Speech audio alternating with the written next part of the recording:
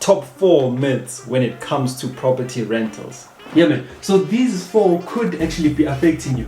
Either you are a landlord or you are someone that's renting out a property. And the thing is, Leo, this is not for only beginners. Even people that have been in the game need to look out for all 4 myths. Now, kickstart us with the first one. You know, it's very important to understand, Lebo, what happens when it comes to death. Because when it comes to death is something that's unfortunate, however it is there. So what happens is that between a landlord or a tenant, someone might pass away. Now the question is, what happens to the lease agreement?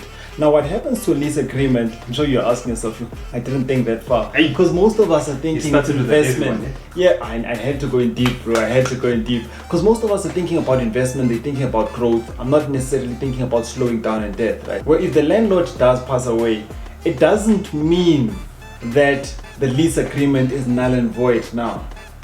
Because I mean, it can cause a lot of unsurety, because now the question is, who am I going to be paying rent?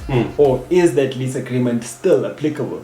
So what happened is that the executor, who's then responsible for winding up the property, the estate, will then be responsible giving the money to the beneficiaries in that case.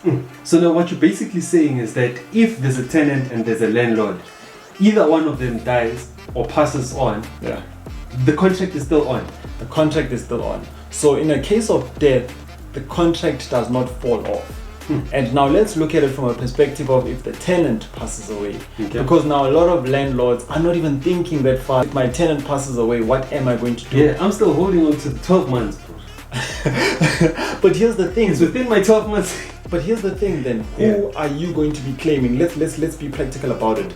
Because the person who was paying you is your tenant. Now if they pass on, they're not working anymore. So where are you going to get your money? What happens then? Can I just ask this, right? Yeah. Does it then becomes minus on the deposit? So here's the thing, right?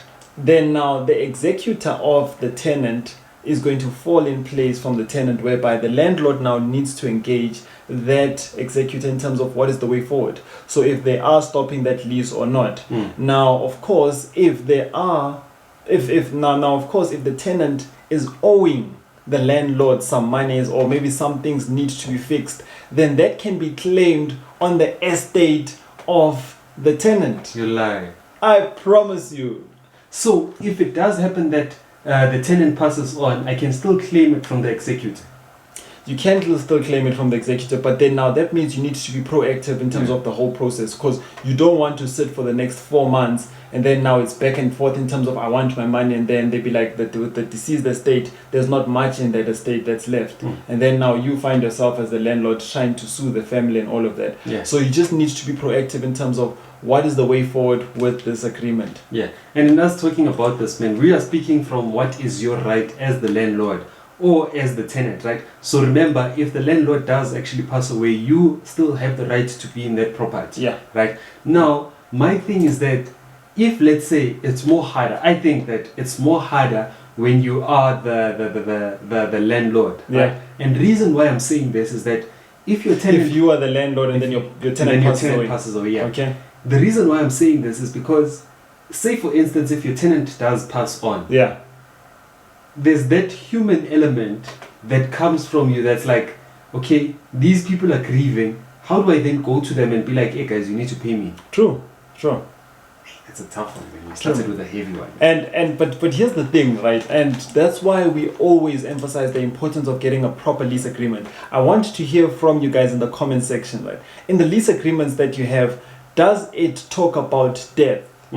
And now you're already like, hey, you know what? At first I didn't think about it, but after I heard the gents having a small conversation, I understand the importance of having a proper lease agreement. Because at the end of the day, especially with this point, is that we need to state in the lease agreement, in a sense whereby if either one of the parties passes on, what will be the way forward? So sometimes it could be that termination of death. Yeah. So at least that will avoid a whole lot of back and forth. Okay. Yeah. Okay. So now, if that is the case, that we're saying that if someone does pass on, we're going to terminate the contract. The landlord still has the right to actually minus what whatever damages that happened within the property, right? Of course. So say for instance, if I still need to paint the walls, I still need to minus that from the deposit that I actually left. Yes. Okay. Yes. So that still needs to be in that contract, of course. Man. Yeah. Yeah. That leads us to point number 2.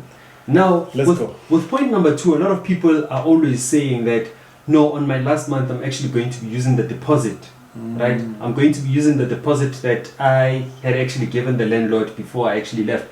Now, this is a tug of war, especially if you don't have a legally binding contract between yourself and the landlord.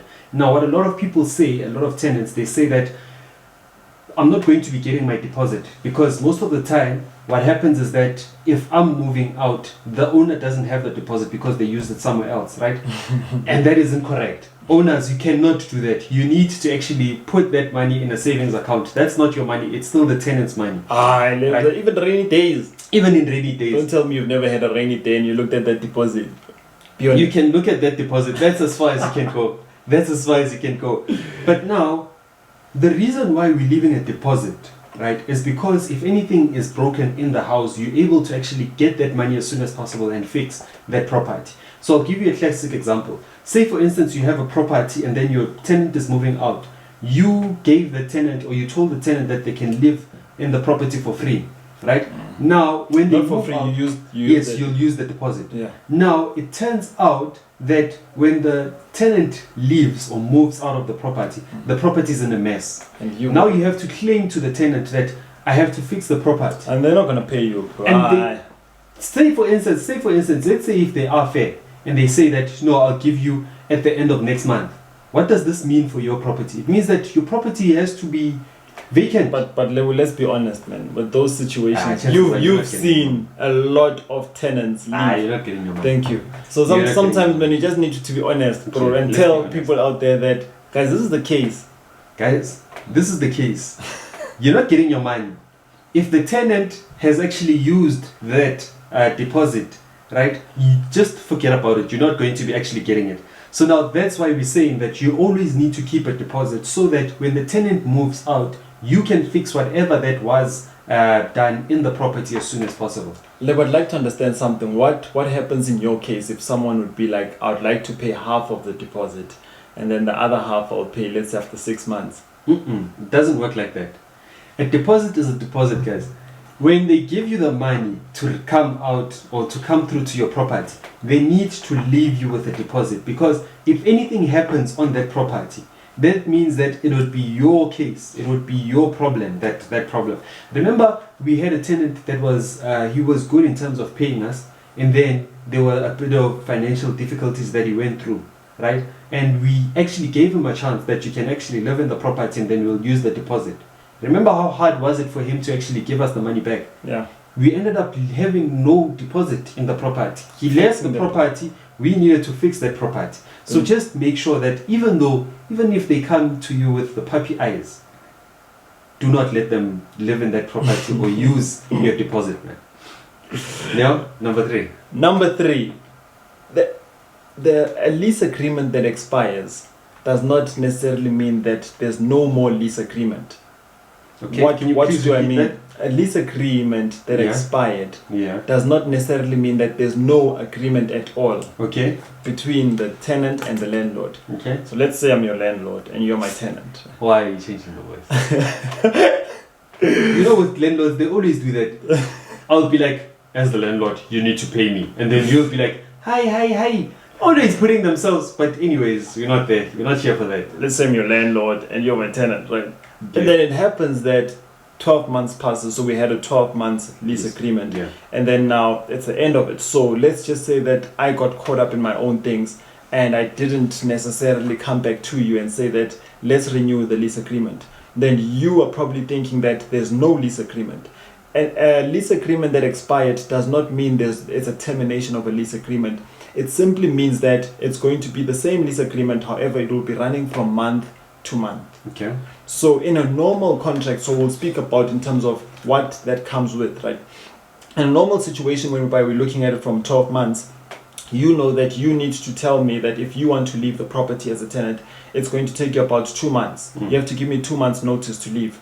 Whereas now, if it's a month to month, you can tell me that you as the tenant can tell me that you want to leave after 1 month, or I, as the landlord, can tell you that you need to leave my place after 1 month. Okay. So that's the thing that we need to understand, that a lease agreement that expired does not necessarily mean that there's no lease at all. Okay, so whenever it does happen that my lease has actually expired, it's either I'm going to renew the lease, or if I'm not renewing the lease, I can go back, I can just leave it, and then we are going to be running on a month to month. It's just that I need to give notice of about 30 working days. Yes. Or 30 calendar days. Yeah. Okay. But then again, guys, it's not because I know someone will be like, okay, let me leave it, and then I can easily get rid of somebody, or I can easily get rid of the property. But you need to understand the danger with it, because if you're living on a month to month as a tenant, now the landlord can come through and say that next month you need to be out. So don't say, at least I'm on month to month. Because here's the thing again, some people are thinking about renewal. So sometimes when it comes to renewal, you need to pay a certain fee. So they would be like, no, I'm fine with a month to month. Only to find out that if the landlord comes back, it's within their rights now. If they will be telling you, you've got 30 days. And now, the hardest thing about property, man, is that if I'm living in a property, I want to be secure, or I want to have secured my space, right? I want some sort of assurance that I can actually be in this property. Now, it becomes a problem when someone tells me that next month you have to move out. That's and it. I haven't actually made my adjustments. 100%. So I would rather be in a property for 12 months, knowing that after 12 months my lease actually expires. I think this is a conversation that you need to have with your tenant or your landlord. Say, for instance, 2 months before the lease expires, that are we renewing or are we just leaving it, right? Because a lot of people really do be leaving it until, and then when someone says that I have 1 month, I'm going to leave after this month, then it becomes a problem. Yeah. Now, let's move on to the last one, right, which is interest. Now, this one is a very interesting one. It's interest. It's interest. Now, it does happen, I'm not giving MO to the tenants, but it does happen that as a tenant, you delay payments. Okay. Right? Now, according to, I wrote it down, according to the regulation 3A, right, of the Rental Housing Act Unfair Practice Regulations, right, what they are saying is that it is unfair for a landlord to charge interest or to charge penalty. Okay. It is unfair for a landlord to charge a penalty on a tenant for late payments. The only thing that you can charge to the tenant is the interest that you took. Now, this goes back to that question that as a property investor, would you rather do cash or would you rather do a bond? If you did cash, there's no ways that you're going to be charging a penalty, right? There's no interest. There's no interest. Now, the only way that you can actually charge interest is if you had actually taken a bond. Now, the hardest part about this is that if I'm a landlord, I know that I would have actually reserves of, let's say, 3 months. So if someone does default for the next 3 months, I know that I'm sorted, right? Because now you do not want your credit score to be based on the tenant. So if the tenant doesn't pay, that means that your credit score gets affected. This is a really tricky one.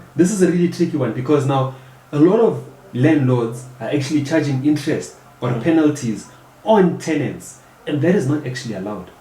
Sure.